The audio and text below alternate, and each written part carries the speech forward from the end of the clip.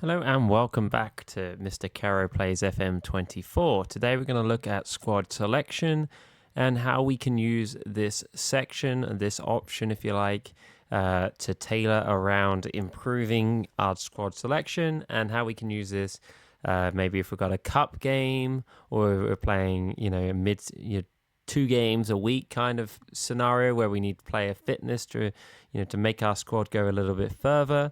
In order to get this, there are a couple of ways to do this. You can go straight into squad and then you can select within here, or you can go into tactics. And most people will probably use the tactics screen just simply because you can see everything a little bit easier. And we're looking specifically at the quick pick section and this little arrow here and all the different options available to us within that. Now, a lot of people will use this perhaps, or maybe not a lot of people will. Perhaps a lot of people will think that this purely gives the option to just clear everything, but there is actually a few options within this section. So if we click on it to start off with, you can set quick pick settings. So if we go to that, for example, you can kind of choose how you want if you want to maybe choose just to pick players with good physical, only like excellent peak physical conditions, you click that and you then go, and then maybe you want to click pick in there, and then you can see that players will change in that kind of section. Maybe they won't change if there isn't anyone in peak. If I look at it in this case, if there isn't anyone in peak, then perhaps they won't choose at all. However, if there was a peak player, in this case there was one, then he went in there. Obviously, being that this is just after a game, perhaps this is not necessarily the best time to do this. However, for this video, this is where we're at. So maybe in this particular occasion, we might want to reduce this to maybe fair, and then we go back and pick again, and maybe we'll get a whole team, most of a team picked in there. So it's not an entire selection if you're there, and always bring a little message on the screen because there's a lack of players to choose from, mainly because of the time of choosing this, like say after a game, for example, or before a game, or after a game in this case. So they're only picking the players that they can within that.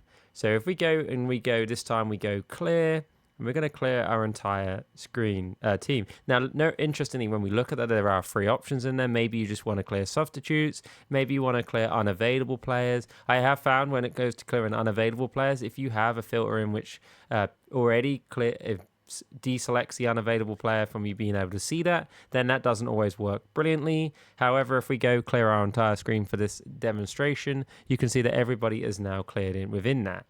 Now, similarly to that, if you want to go in there and you want to pick a rotated squad, for example, or pick youth prospects, you can do that.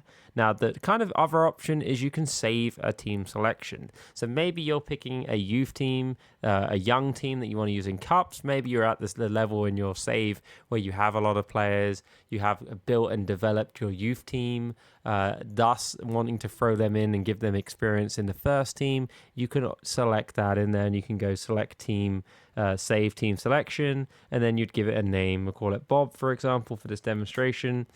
And then you can see when you go back here again, you can see that, and then we go to manage. Bob is selected at the bottom. Obviously, we don't have any players selected, so it's kind of a dummy in that sense. But had we had a player selected when we made that save, it would have done that. Now, kind of the third option I wanted to show you is selection advice. Now, this is something that I never really clicked on until more recently. If we click on that, for example, it will bring up the screen here. From this screen here, it kind of gives you a suggested squad. Now, obviously, if you're kind of new to Football Manager, or perhaps you don't know where to, you really are struggling. Maybe you've got a lot of injuries, you don't know what to do, you're in a bit of a rush, you're kind of struggling to see what your best players are within the formation that you're putting together, you can click on this here. It will show you kind of an option of how that suggests that you go with your team. Now, if we were to, for example, unselect a player in there, it will just use suggested squad and minus that one player. So it's kind of an interesting option that you can do. It's saying I would recommend this. Obviously, that does depend on your assistant manager's ability. If you've got an assistant manager, and if we scroll down to our assistant manager over here, or go to staff, and we have a look at our assistant manager, and I don't know how good mine is because I don't really use this or haven't used this much myself. However, I certainly would consider it. under certain scenarios. If we go in here, maybe, for example, I'm kind of new to the Swiss Premier League, so he's not the greatest. I don't want to pay to release him, so that's kind of why we've gone with he's not the greatest. I don't really use him that much.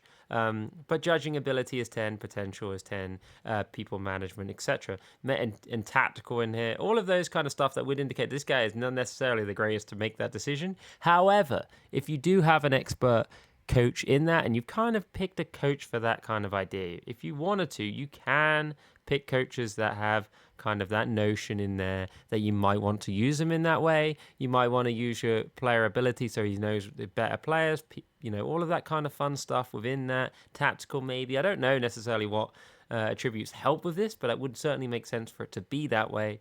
And then obviously we can choose that and it will help us to garner the best squad available to us. So to run through that again, if we were to go through our clear squad and we just want to clear the substitutes, for example, it just takes them out. Obviously, if we want to just go in here again and we want to pick, we want to go again, pick with no restrictions, just unpick positions only. It's going to populate that substitutes bench, but it's not going to make any massive changes to our actual team in terms of our overall team, but it will make changes and add substitutes to our bench. So maybe you don't want to choose substitutes. Maybe that's something you want to do. It will help you with that.